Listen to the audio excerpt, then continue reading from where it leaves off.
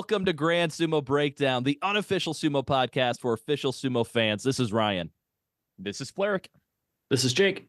And this is Mac. And this is our Nagoya 2024 Midway review. We have watched through day 8. So if you are not through day 8, please pause this podcast, go watch through day 8, and welcome back. So we're going to, real quick, let's go through our Patreon compliments. We've had one new patron sign up since we recorded the preview episode. Jake, who do we got? We have our new patron, Johnny Mnemonic, like the Keanu Reeves movie that you are named after. Very underrated, and I feel like more people should be paying attention. No.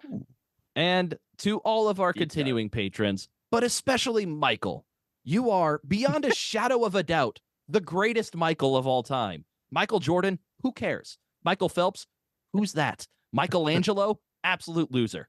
You stand atop a mountain of great Michaels to take the crown as their king because you, GSB patron Michael, are our friend. I love that. That was great. So from Michelangelo, are you talking about the painter or the now which Michelangelo? First name Michael, last name Angelo. Yeah. Yeah. Are you talking about the painter or are you talking about the Ninja Turtle? Yeah, hold on. Mikey, he's greater. Our GSB patron Michael is far greater than both. How dare you think? I was going to say he's probably in between the two. Dare you? Amateur sumo, quick update for you. There is not a lot going on in the next little bit here. What? Coming up? On August 3rd, there is the Harvest Days Open in Midvale, Utah. There's also the Scottish Open in, this may shock you, Scotland. After that, the next big thing is early September. We got the World Championships. So there are fewer tournaments happening in the late summer here because Worlds is coming up. So keep an eye out for that. We'll definitely be covering the World Championships. We probably got a couple interviews coming up on that too. So let's start talking about the first week of the Nagoya Basho. And I feel like I'm left in the odd position of I feel like I know everything that's going to happen for the rest of this Basho through 8 days. Why? Yeah. How do you mean? All of the big talking points, I feel like, are kind of wrapped up at this point. Obviously, there's another week of sumo and anything can happen, but I'll be surprised if anything happens here. But not many things are likely to happen. Yeah. So our Yusho race, we have THRU no Fuji alone at the top, the only Rikishi with a Kachikoshi at an 8-0 record. And then we've got only 3 Rikishi behind him, and that's 2 wins behind him at 6-2. So we always say if THRU no Fuji can get through those first 5 days, then you know what? It's probably a THRU no Fuji Yusho. Well, here we are at the midway point. THRU no Fuji's undefeated. There's only 3 Rikishi behind him with 2 losses. I have to assume each one of them is going to pick up at least 1 more loss. I don't see THRU no Fuji dropping more than 2 matches in the second week. Like, I feel like there's very little to no drama in the Yusho race at this point. Mac, any doubt in your mind that THRU no Fuji's just walking away with this Yusho? Well, I wouldn't say walking away with it, but I think he's got this. I think he might encounter a little difficulty with Yozeki. Okay, among the Ozeki, who do we think's actually going to give him a challenge? Yeah.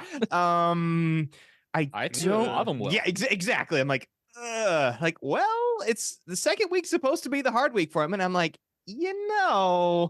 maybe Koto Sakura. So that's kind of the best that they got left to throw at him, right? Yeah. But the way that this tournament's been going, I'm like, ooh. So yeah, no, I think THRU no Fuji's got this.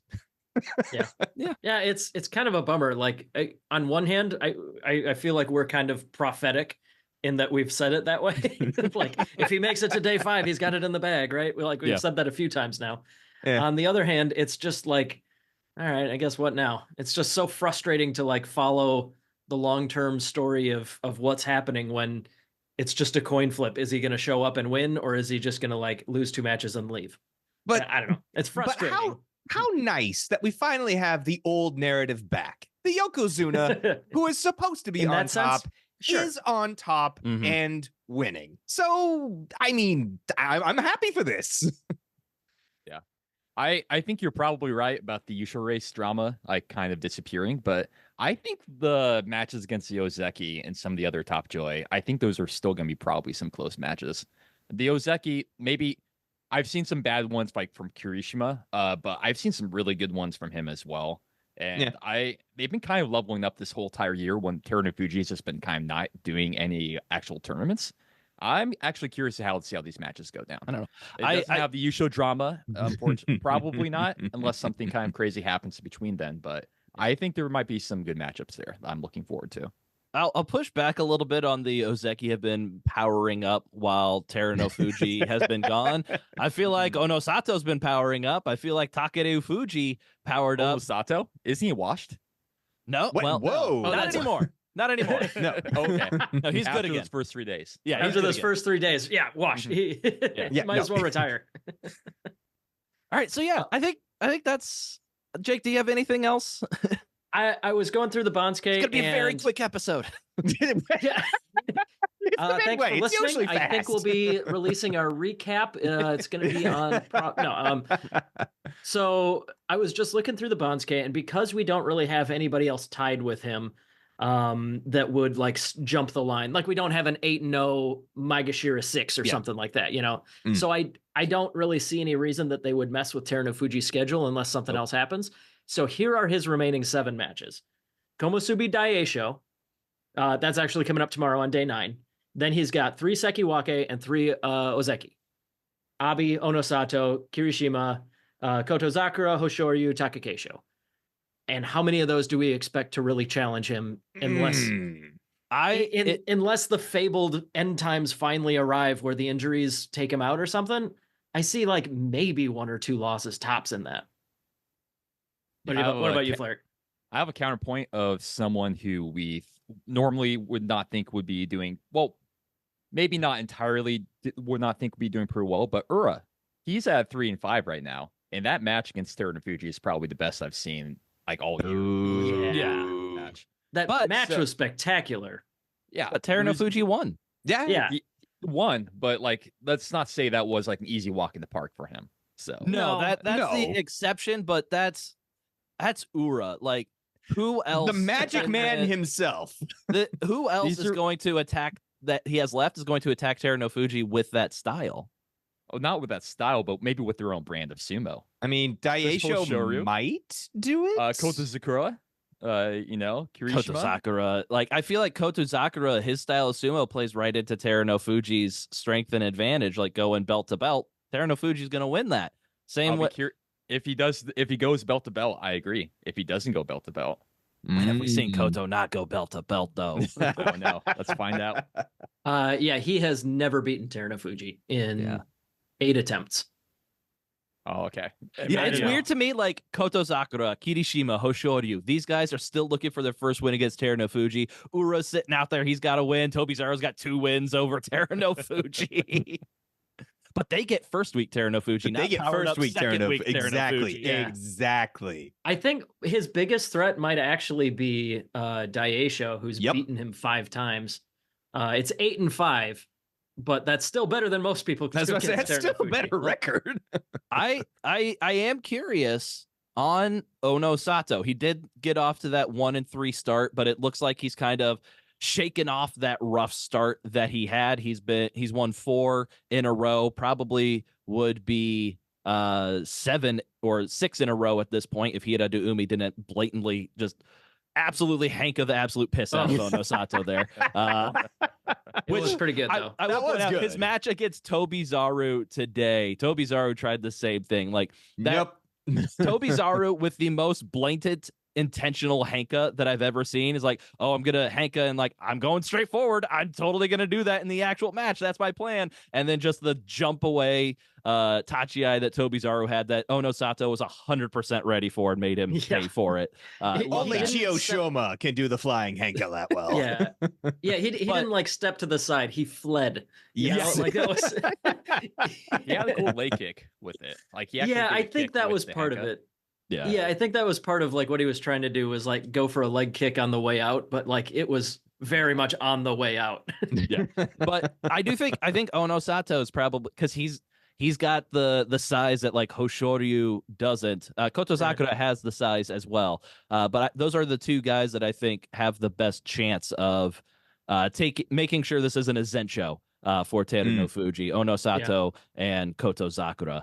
Will that make a difference at the end if even both of them take him out? I don't think so. Probably not. Because everybody else already has 2 losses. I don't think they're going to go undefeated the second week either. So even if THRU no Fuji drops to 13-2, I think it's still easy Yusho for him. Yeah. Onosato did beat him last time. So but that was day 1. Yeah, that's true. And he did pull out. But not a lot of history to go off of there. They're just 1-1. Yep. There's not much history, so it can kind of go either way, honestly. Yeah, Onosato and Hiradomi are kind of exciting to me because there's a lot of new matchups there that have not happened very many times. Injecting a little bit of new blood into that upper Sanyaku. Yeah, Hiradomi is like just such a firecracker. I love watching that guy. He might legit be my new favorite. I need one after Koto Aiko's gone. Do we bother talking about anybody else in the Yusho race before we just kind of like go into whatever we want to talk about? Real quick, let's just round out the 6-2 Rikshi. We do have Ozeki Kotozakura, who realistically has the best chance of taking on THRU no Fuji, but just like THRU no Fuji, Kotozakura's toughest matches are in the second week as well. So there's a high likelihood of him dropping a match or two. And then you also have at Maegashira 10, Shodai, and Maegashira 12, Shura no Umi. So just a couple of double-digit Maegashira that are probably going to benefit from THRU no Fuji being too clear of the pack, that they're not going to be vaulted into facing a string of Sanyaku Rikshi because they're not actually threatening for the Yusho. So they're probably going to be able to face a little bit softer schedule than some of the excelling lower ranked Maegashira we've seen over the rest of this year, just because they're not in the Yusho race, so we don't need to throw them against the Yusho contenders. So between those two, between Shodai and Shura no Umi, Fleric, which one finishes with a better record? I don't really care. Okay, that's an answer that I hadn't considered. If you had to pick one, I would probably give it to Youth at this point. Because I've just there is no youth in that matchup. They're both 30, Fleric. I feel like they're both ancient. Naumi's younger, right? God, he is younger. Yes. So I'll go Youth in that matchup, Ryan, and go THRU no Umi. Yeah, sorry, THRU no Umi is 31. Shodai is 32. Yeah. Okay, there you go. I did not realize they're about the same age. Wow. Yeah. THRU no Umi, being new to the top division, like so many of the other newcomers we've had recently have been so young that, I guess I didn't realize that either. That he looks back at schedule. So unfortunately, I can't logic my way into my reasoning, my gut feeling. So I'm just gonna go with my gut feeling, just to go with THRU no Umi.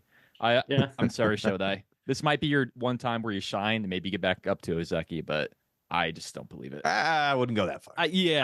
Maybe into the joy. I guess I was saying like the times when Shodai shines and does really well for a period. Oh, the old Shodai. Yeah, for both of these guys, I could easily see them ending up at like 8 and 7. Neither of them has been showing like, dominant, consistent, stylistic sumo so much. Like Shodai, like today he won by classic Shodai slapstick magic, like it was was that one just today where he like full on spun around 2 times or something? Yeah, where Wakataka Kage just kind of like fell down and gifted Shodai the win. Yeah, right, exactly. So if that's how he's winning, like I'm not picking him to get a Jun Yusho at this point or anything like that. I don't know. To me, this seems like something that's going to be kind of chaotic and then even out with THRU no Fuji winning and Kotozakura getting the Jun Yusho or something. Something that on its face looks predictable, but during the action feels wild and crazy, Yeah. I just don't see anybody sticking with that pace. There's a reason I didn't ask were either of these two Yusho contenders, because nobody's a Yusho contender. It's THRU no Fuji.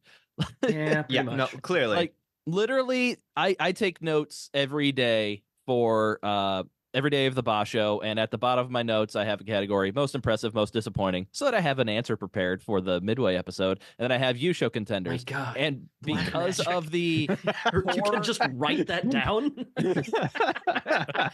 I didn't know you could do that. in my Yusho contender section this Basho, on day one, all of our Ozeki lost, Ono Sato lost, and it was just THRU no Fuji with the win in the Sanyaku and a bunch of Maegashira Rikshi. So I just put THRU no Fuji as my only Yusho contender, and I haven't had to add a name since. So Yeah.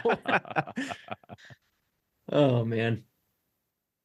All right. Let's talk a little bit more about our Ozeki. We talked about Koto Sakura. He's 6-2. Would have liked to see him 7-1 or 8-0, pushing THRU no Fuji, adding some drama to this, but 6-2 is not bad. But the rest of our Ozeki, we were looking to see how many are we going to have at the end of this Basho. We could have had anywhere from 2 at the low end, or maybe 5 if Ono Sato blows up and gets a Ozeki promotion here. And we're looking at worst case scenario right now. So Kirishima, the demoted Ozeki, he's sitting at Sekiwake this Basho, needs 10 wins to get promoted back to the rank of Ozeki. He's sitting at 4-4 and needs to finish the Basho 6-1 to regain his Ozeki rank. He still has to fight Koto Sakura. He still has to fight THRU no Fuji. He still has to fight Taka Keisho for whatever that's worth. So he still has 3 high-profile matchups that he needs to win at least 2 of those and then not drop any other matches. So things are looking dire for Kirishima's chances to become Ozeki. Then we have Taka Keisho, who's sitting at 3-5, and he needs to finish the Basho 5-2 to keep his Ozeki rank. And as we talked about, the Ozeki all have their toughest matchups still coming up. So, Mac, it's a couple of long shots for both of these Rikshi. But what is more likely? Kirishima Ozeki in the next Basho or Taka Keisho Ozeki in the next Basho? Based on these very long odds, I would say the glimmer of hope has to rest on Taka Keisho's shoulder, just because he only needs 5 more. Now, 5-2, given his opponents, that's going to be kind of tough to do, but it's definitely a little bit better than Kirishima. Now, in reality, neither. I'm sorry. I'm not seeing it.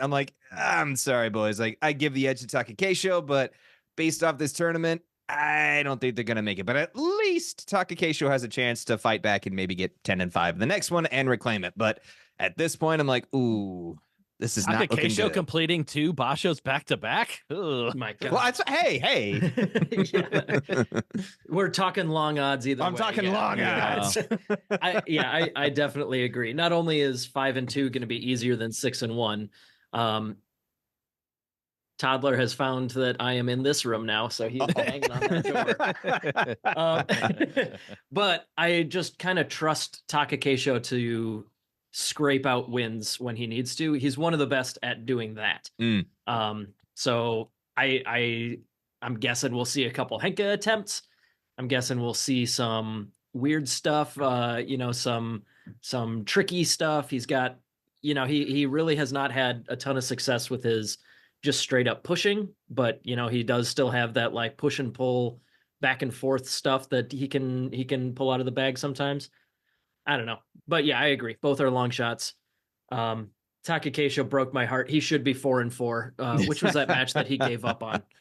Do you guys remember that a couple days ago? 3 or 4 of them, I feel. Yeah, like. there are several where it was like, what are you doing? There was one where he had the guy dead to rights and just kind of stopped, and then the guy came back and got him. Was that maybe Wakamoto Haru Day 6? Yep, Wakamoto Haru, because he stopped going, he stopped, had his balance, and he's like, oh, very crap, much thought he's still in.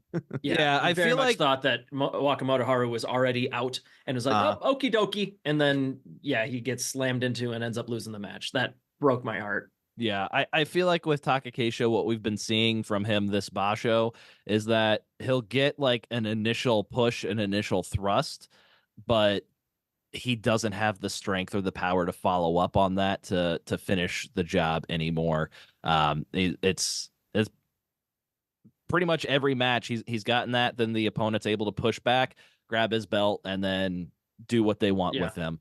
So yeah, he's definitely not at the level that we have seen from him in the past, obviously, because he has a losing record for a second consecutive Basho, which we haven't seen from Takakeisho before, except for when he missed one due to injury. But yeah, so it's I don't know, it's disheartening, and I'm wondering, does Takakeisho, if he hits 8 wins, does he pull out for the rest of the Basho? What's the point? At that point, it's not. I would say yes. Anything, and then I think the bigger question is, if he gets to 8 losses, do we see him try for the 10 in Aki, or does he hang it up? Yeah, that's a possibility. Yeah. For what it's worth, like he did get his 9th Yorikiri this tournament in his entire career. He's actually gotten 3 this year. I didn't. He's almost up to double digits. Almost up to double digits on Yorikiri.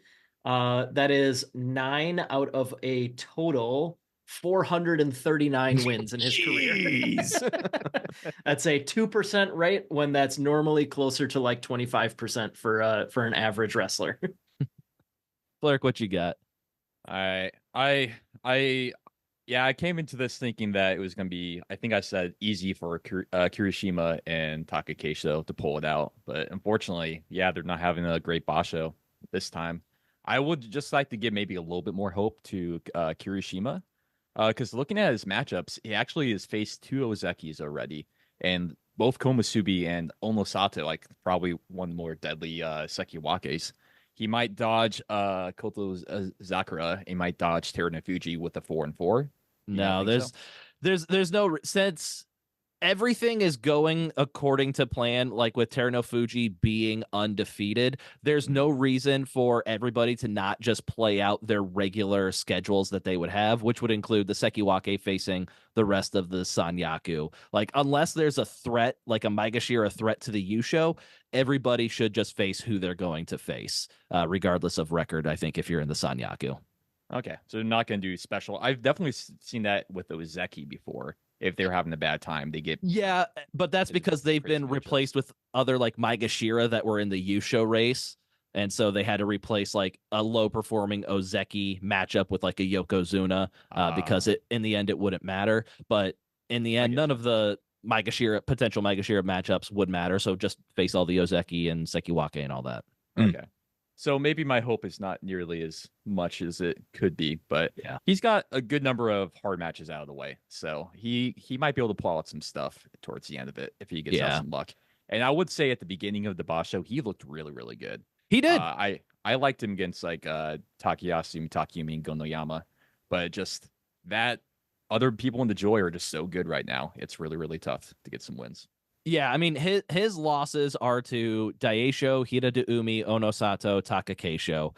I think the first 3 of those that I said aren't really anything to be too upset about, but he's fighting for an Ozeki rank, and so if he should be Ozeki, he should have taken 1 or 2 of those matches. And then his loss against Takakeisho today, like we talked about, Takakeisho he gets that initial push and then he can't finish off. Today against Kirishima, he was able to just bulldoze him out immediately without much fight. I feel like Kirishima came into this Basho looking fantastic. Like, he started off 3-0. I'm like, oh, great. I'm not going to have to worry about this. He's going to look fantastic. He looked like he did when he got a 13-2 Yusho when he was an Ozeki. And then I just feel like, I don't know if something happened with his neck. He's not feeling as good anymore. He just lost the confidence, but he just doesn't look the same since his 3-0 start. And I just struggle to see him, like, even if he goes 1-1 against Onos. Oh no, he's already lost to Onosato, but to Kotozakura and Terunofuji, even if he splits those 2, he still has to win the rest of his matches. And I'm not confident that he'll be able to do that at this point. Yep. I'm with you. Yeah. He could probably convince me in that. I want to be surprised, but I would say in my heart, I'm actually think there's a little bit more hope for Kirishima than Terunofuji, Takakeisho, simply because of strength of schedule, I would say. Okay. That's fair. Yeah.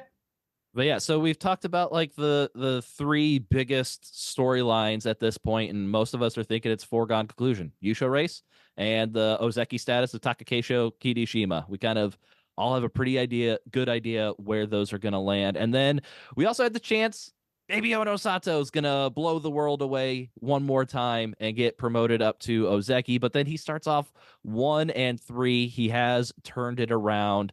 He's sitting at 5-3 right now, but he still needs to finish the Basho 5-2 to finish with 10 wins and realistically keep that Ozeki run going. He could have like the 12 wins at Komusubi, 9, and then if he gets like 13, 14, could still probably get promoted after next Basho, but realistically keep the double-digit run going, keep everybody happy. But not happening this time, but very much still on pace for like a regular guy getting to Ozeki. He's just not the phenom that we were prodigy hoping that he could have potentially been at the moment. I don't think the 1-3 start takes away anything from his absolute phenom prodigy status. Okay, sorry. I guess I meant to say like, he's not the protagonist in a video game that's set to easy. He's gonna take at least a little. I like that bump. comparison. If he gets to like 10-5 here, then like 11-4, 12-3 next Basho. These are big ifs. He would, even if it's delayed one Basho from the unrealistic expectations of him getting at this Basho, he's still Ozeki in 9 Bashos in Grand Sumo. No, I know. He's I'm just still saying, that protagonist. He's mathematically still possible this time. So it's a little tiny bit disappointing that it isn't this time. That's it. That's all I'm saying. Okay. Just making sure we're not diminishing his status. I love how excited Ryan got with that whole thing. Ryan doesn't usually get excited how dare you? But how dare you? It was good. No, we're living in a period where we have just mind-blowing phenom newbies that are kind of, I don't know. To me, if you just got into sumo within the last year, you'd have a very different idea of like what it takes to get to the top compared to if you started watching like 2 to 5 years ago or something, Yeah. Are you calling us old? Yeah. Oh. I'm just saying, like Ono Sato, like even Atami Fuji is still like fair. An absolute phenom, like way ahead of where most guys are at this point in their career. Yeah, and he's like an Fuji afterthought to us. What you got, Flair? Fuji take. I want to propose to the group. Is he the new Hokuto Fuji? Just kind of hanging out in the upper joy, taking matches, trying really hard, but ultimately this is where he's going to stay at the entire time. I think I'm going to pull the old Jake argument. I think it's too soon. He's still 21 years old.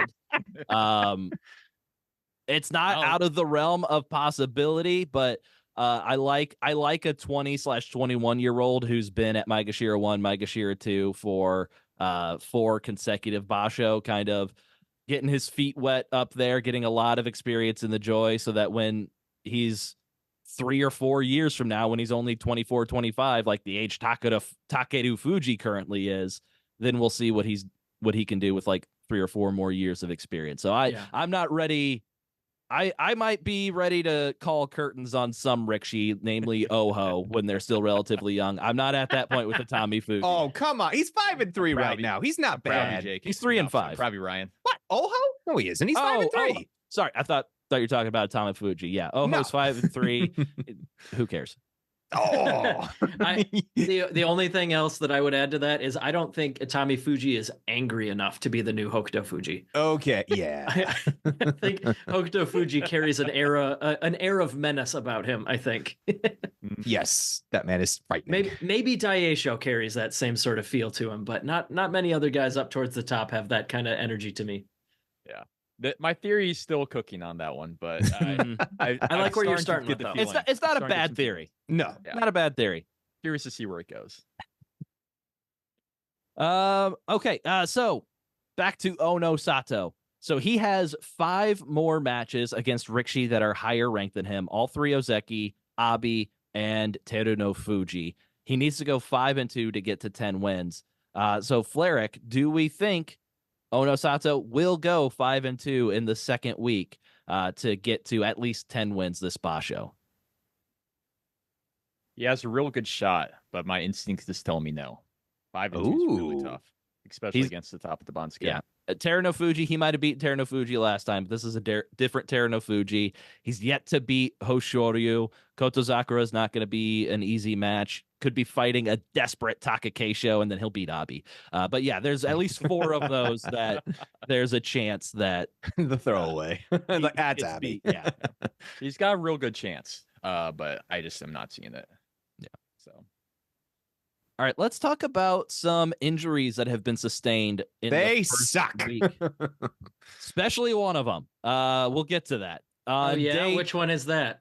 The one that is very, very gross, and they played on replay a lot. No.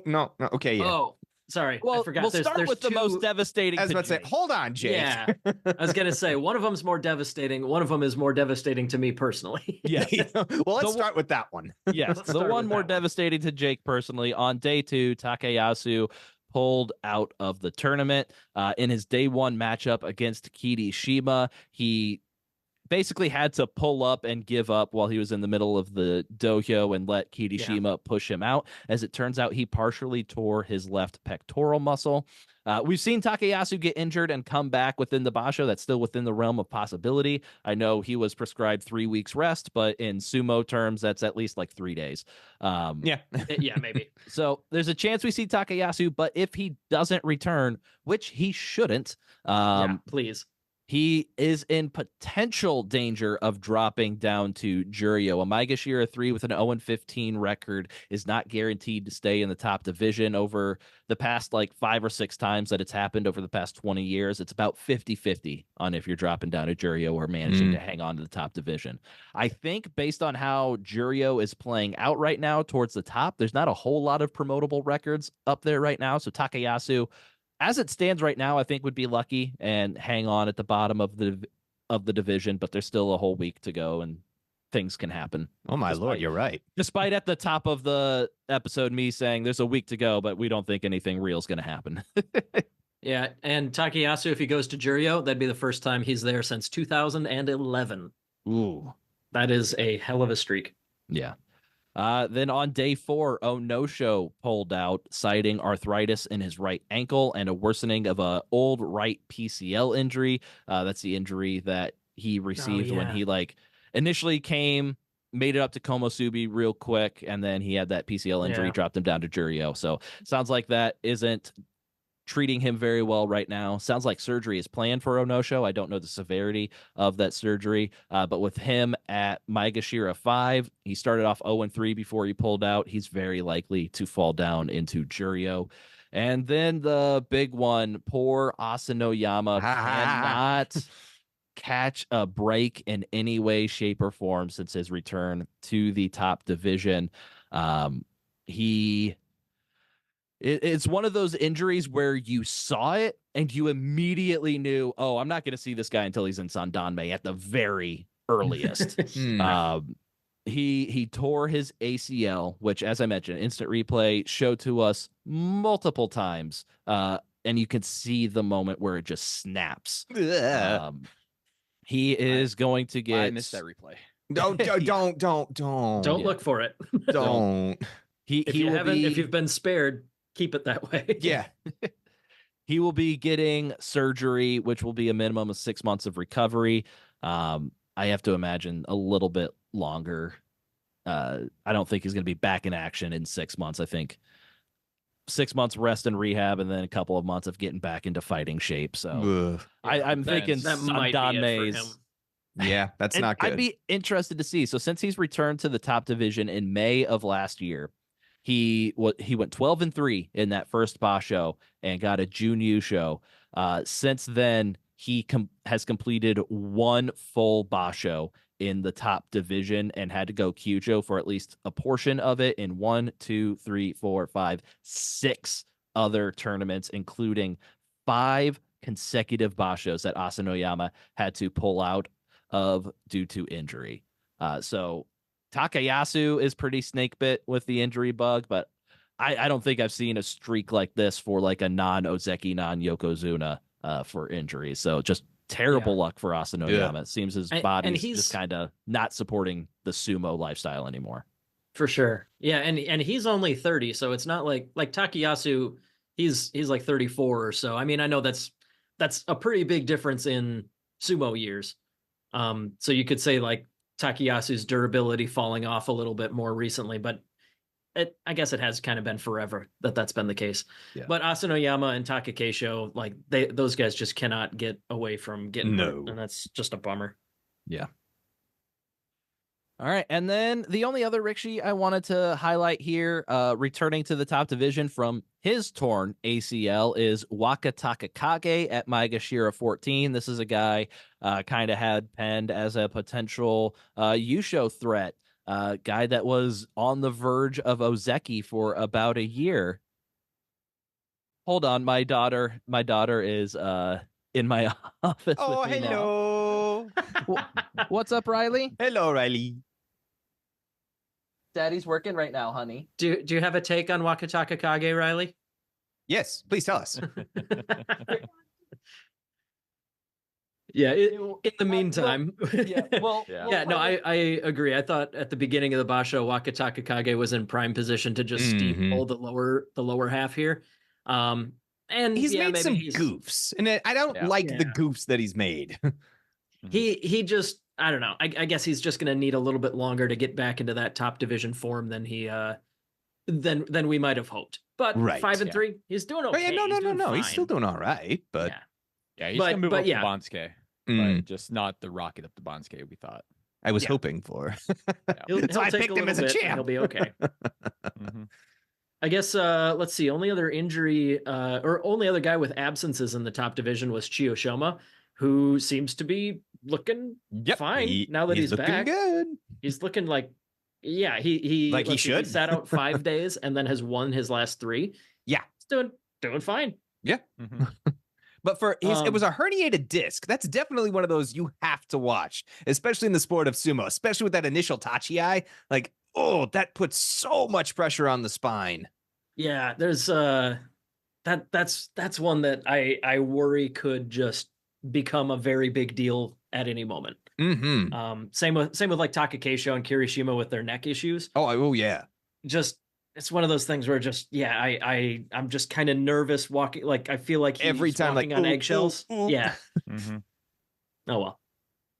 Okay. Well, looks like Ryan is back just in time for us to move on to storylines after injuries. Ryan, we were talking about Chiyoshima a little bit. He's looking okay now that he's back. Yep. But is there anybody else we wanted to talk about in the top division? Yeah, I was just kind of transitioning us to the next section here, where it's like, what are some other storylines that are worth talking about? Yeah. And like we just touched on Waka Takakage. I think Hiradomi might legit be my new favorite guy in the top division because I apparently do not get to ever see Takayasu wrestle again. That's just cursed. So yeah, Hiradomi, we talked about him a little bit earlier, but yeah, he's super fun to watch, and in particular, he is lightning quick. He's not tiny. He's definitely like on the smaller side, but nothing crazy. But just I don't know how it's one of those things where he like anime moves, like from one frame he's in the Shikiri position ready to charge, and then the next frame he's already done his tachi-ai. But no, he's been super fun to watch, and he is always intense as hell, and I love that. Anybody else in the top division catching your guys' eyes?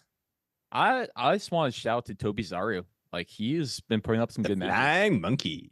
Yeah, 4-4. Unfortunately, doesn't exactly reflect it, but it's I think I remember his match against Ura. It was actually pretty good. Like, I feel like they kind of have maybe a similar style, but Ura's just even more so. So it's yeah. But it's been fun watching him. He is a bag of tricks. He's a monkey with a bag of tricks. I have a brief comment. Do we know what happened with Kin Bozan and Oho's match? That seemed like a really nasty grudge fight. Thank you for bringing that up. I have no idea. What was that? After the match was over, Oho beats Kin Bozan. I didn't notice anything within the match that might have required the reaction, but for the first time, like, Oho showed some fire. Like, he was just staring down Kin Bozan after the match, and it didn't look like Kin Bozan really bowed to him No, very he much, didn't if at bow all, after he the just match. stared at him. So I don't know what's going on between those two. But holy crap. My guess, because that's all I can offer, is there were some pretty hard face strikes during the match.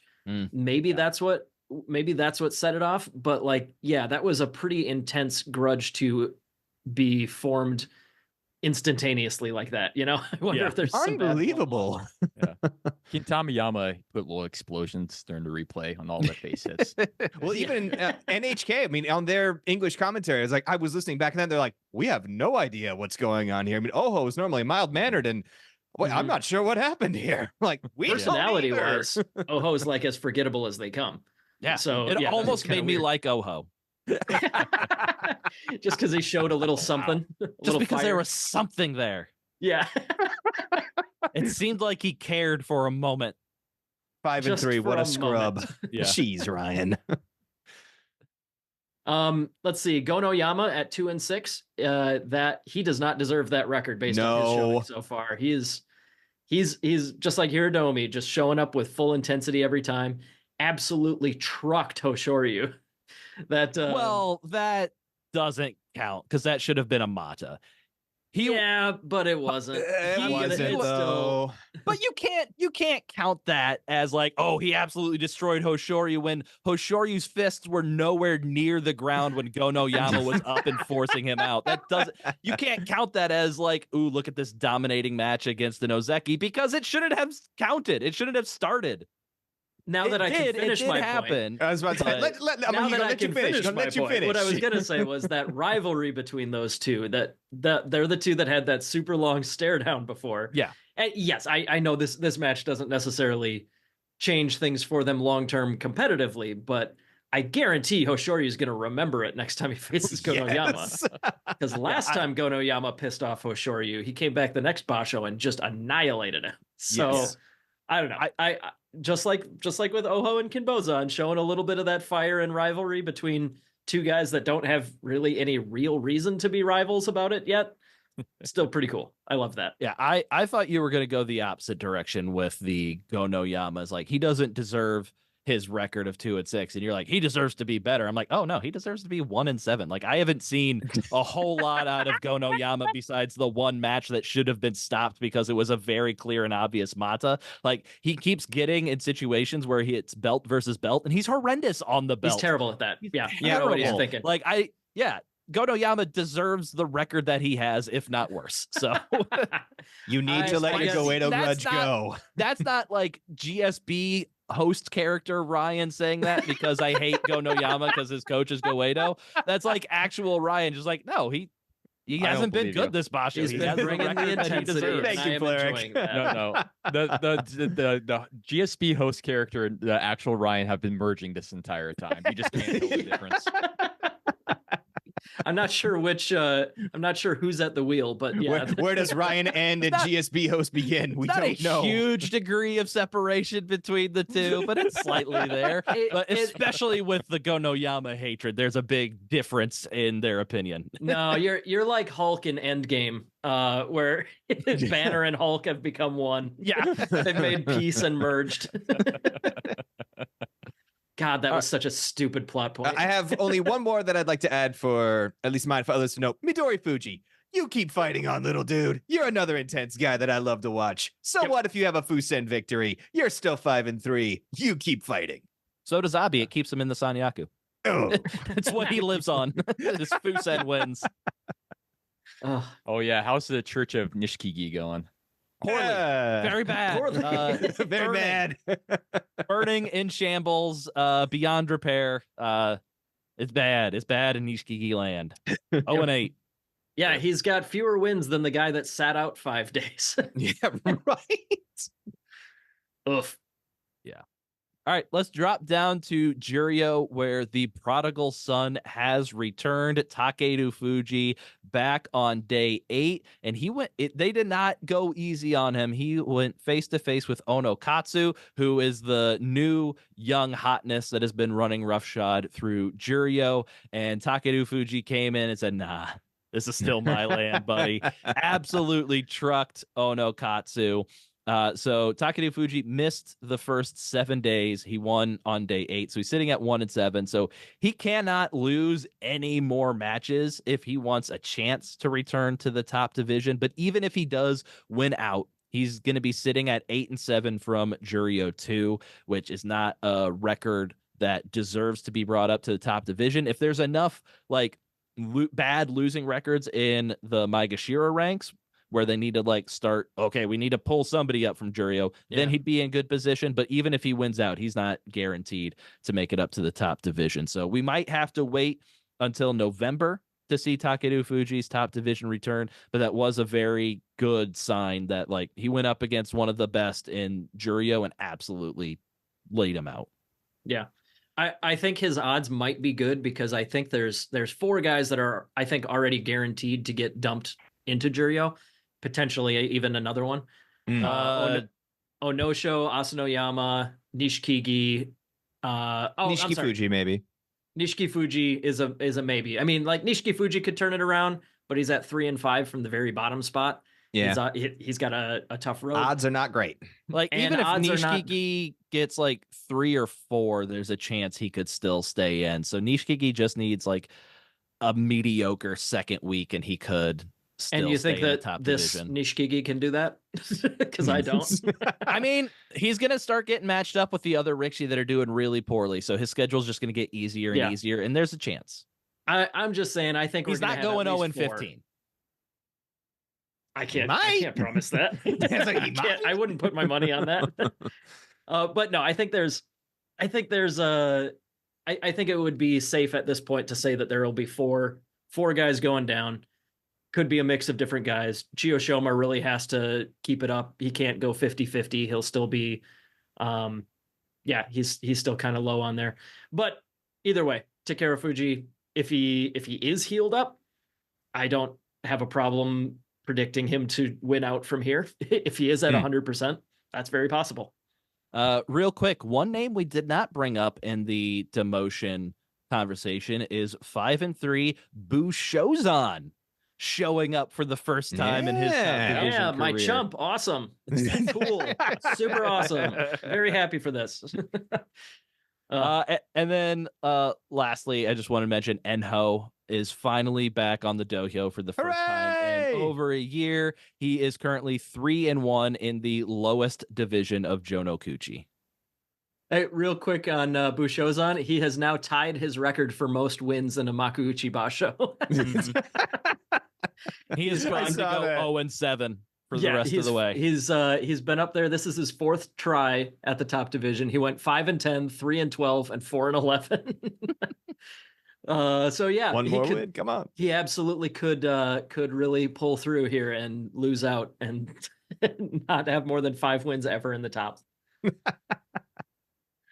All right, with that, we're going to take a quick break, and after that, we will update the standings of the Chump predictions, and Jake will update us on the GSB belt, which the loser belt continues to give us headaches. Hooray! Yay! If you enjoy the Grand Sumo Breakdown podcast, you can leave us a 5-star review on Apple Podcasts or your favorite podcast listening service. You can find us on social media, Facebook, Twitter, Instagram. Just search for Grand Sumo Breakdown. Support the show on Patreon and check out our blog, grandsumobreakdown.wordpress.com. If you have any questions, comments, or corrections, drop us a line at grandsumobreakdown@gmail.com or give us a call at 805-613-7866. That's 805-613-SUMO. Also, watch us on YouTube.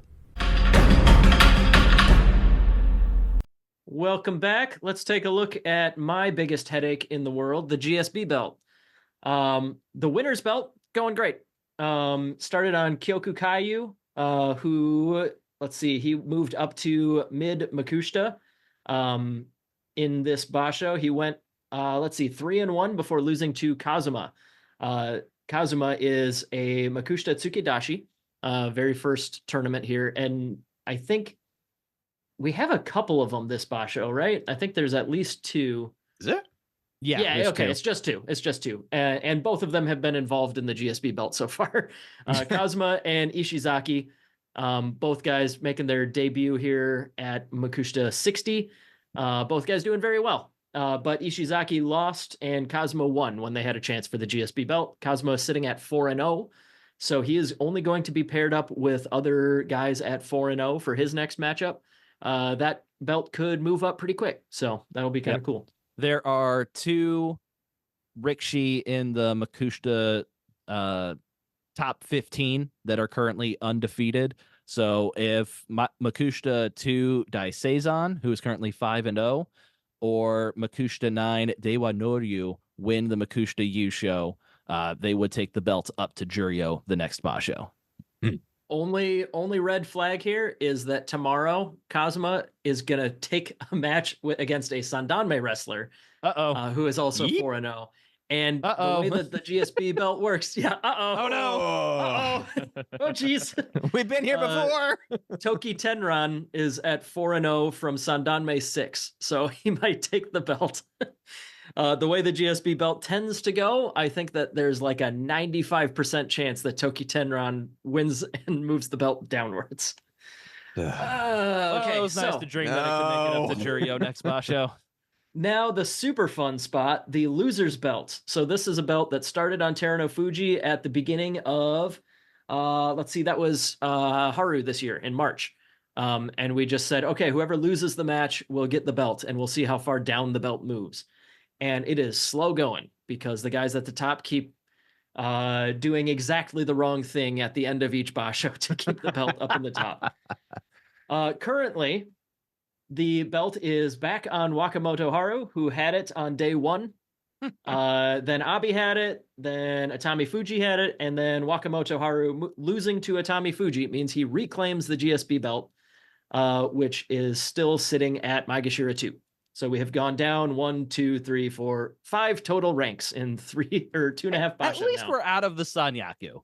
Yeah. At least we're out of the Sanyaku. Yep. Yeah. So if Wakamoto Haru is 4-4 and he has already faced off against all the top guys, he could potentially either if he beats somebody way below him who's getting a promotion for a match, that would be perfect. Like, let's say Shiranomi at 6-2 gets a match against Wakamoto Haru. Wakamoto Haru beats him. That would move the belt down another 8 ranks. That would be great. So we'll see what happens. All right, so let's update our current standings for the Chump. And really at the midway point, it's still anybody's game. Fleric is in the lead with 12. He's looking to keep his streak up of either winning or losing the Chump predictions. It's been no like a year, in between. Right? No in between. Yeah. Jake has 8 points. So there's only a difference of 4 points right now. And that's because all of our champs are fairly mid and all of our chumps are fairly mid. This Basho. So yeah, that's where we're sitting. Fleric's got Kotozakura and Nishiki Fuji. So that's. And neither of us have THRU. Any of us have. None of us have THRU Fuji. That's right. Yep. And honestly, Ono we Sato might got off to an inexplicable 1-3 start, which pissed me off. Yeah. We might as well just eliminate THRU Fuji from this system because, like, we're just like I said at the top, it's just frustrating to be like either he's in it and he wins or he's just not in it at all. Right. And pre-Basho, when we're trying to make predictions, it's just frustrating that it's like it has nothing to do with our knowledge of sumo. It's just like I can't skill my way into being better about guessing how THRU Fuji is going to do, right? And that kills me. Jake, it's all a crapshoot. Well, yeah. I mean, literally. Well, that's more of a crapshoot than the rest of the crapshoots. That's frustrating. Have you considered getting good? Yeah. How do you get good with this? I'm the wrong person to ask because I think I am, like, by a decent margin, the worst Chump picker since we started the system. It's all about vibes. Let's go with the gut. Yeah, it says the guy currently in the lead somehow. God. All right, Jake, you had a couple fun facts. Yep. Yeah. Goose of the Sunday Morning Sumo Show, go check them out on YouTube, mentioned that Hoshoryu has now beaten Mitakeumi 6 times in a row, all of them by Yorikiri. Oh, wow. Hoshoryu figures out fact. Hoshoryu figures out a strategy for a Rikishi and then just does it over and over and over again. Like he's beaten Ono Sato by Shitate Nage the 3 times that they fought each other. We'll get to it, but that's one of the matchups I'm most looking forward to is Hoshoryu versus Ono Sato. Like, can Ono Sato get over the Hoshoryu hump, or will he just lose in the same exact way for the fourth consecutive time? Will he charge too hard and get thrown dynamically, or will he think? Yeah. Our other one, our follower on Instagram, William, happy birthday, by the way, mentioned that during the 10-year drought between Japanese Yusho winners, this was like 2006 to 2016, it was only Mongolians and Europeans that won any Yusho in the top division, which if you haven't looked into that tidbit of sumo history, that is fascinating. It's basically Asashoryu, Hakuho, and then a couple of the European Ozeki smattered in there. Haruma Fuji, Kakuryu. But until 2016, when Kota Shogoku won his Yusho, he broke the 10-year long streak. And during that streak, 2 of the top 3 Japanese wrestlers of all time also passed away, having that streak active. So just heartbreaking. Taiho and Kitanomi both passed away during that streak. Chiyono Fuji, though, he broke the curse. He survived about 6 months after that Basho. That Kota Shogoku won his Yusho. Chiyono Fuji was there, so one of the 3 was able to make it. I mean, those guys. It's been a long time, so sorry if I'm a bit lighthearted about it, but like, yeah, that just a bummer of a coincidence, a bummer of timing there, but worth pointing out. Yeah. All right, hey Jake, those were some fun facts. Or indeed. Fans. Hey, thanks, Larry. I don't know about how fun the second one was. That second one wasn't super fun, but it was interesting. We had introduced sad facts on one of the Bonsuke episode recently. Oh, so, yeah. Oh, so okay. sad fact. Sad fact. Sad trombone. Unsubscribe. All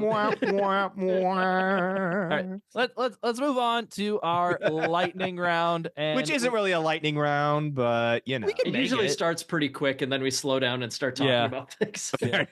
Let's see how it goes. We'll see how lightning we can make it. Surely this preamble isn't a sign of things to come, of how long the lightning round will take. Definitely not. All right, Mac, who has impressed you the most so far? Bushodan. If in case you didn't hear that. Oh, dear God. You said lightning fast. Okay. I didn't say loud. Shows on. The topics are quick. You don't have to speak quickly. Oh, fine. Mac, okay. One time is a Yobadashi. No. I'll go next. I should not be I should stop being impressed because it's starting to be consistent. He's making a habit of it, but Hirodomi, he's feisty. I like him a lot. Mm-hmm. Same for me. Hirodomi. Chirado Umi, 6-2. I think he's been looking really good so far this Basho for an ancient 31-year-old with the power of youth over Shodai. An over-the-hill geezer. Jake, who has disappointed you the most so far? I don't know. I think Kirishima, especially after the beginning, he got my hopes up that he was back, and it does not seem to be the case. Yeah. Flaric, what about exact you? For me is I'm not done with Kirishima yet. I want back at Ozeki. Yeah, I'm gonna go with Hoshoryu. He's sitting at 5-3, but like he just keeps he can't beat Atami Fuji on day 1 for 2 consecutive Basho. Atami Fuji sitting at 3-5. He loses to Konoyama. As much as a stupid fluke as that was, Konoyama's 2-6. Yeah. He lost very easily to Kirishima. Kirishima sitting at 4-4. So Hoshoryu sitting at 5-3 with those bad losses. Just it's disappointing. Yep. Mac. For me, it is Nishikiki. Yeah. The bar was low, but he managed to clear it. Yep, not clear it. Let's clear this topic real quick. Favorite match of the Basho so far for all of us was Ura versus THRU no Fuji. I don't think we need to debate that at all. No, that's already a shoe-in for match of the year. Like absolutely that was spectacular match. Yeah. Most exciting potential matchup. I think for me, I want to see THRU no Fuji versus Ono Sato. Very curious to see how Ono Sato does against a healthy THRU no Fuji in week 2, as opposed to a injured THRU no Fuji on day 1 of the previous Basho. What are you looking at, Mac?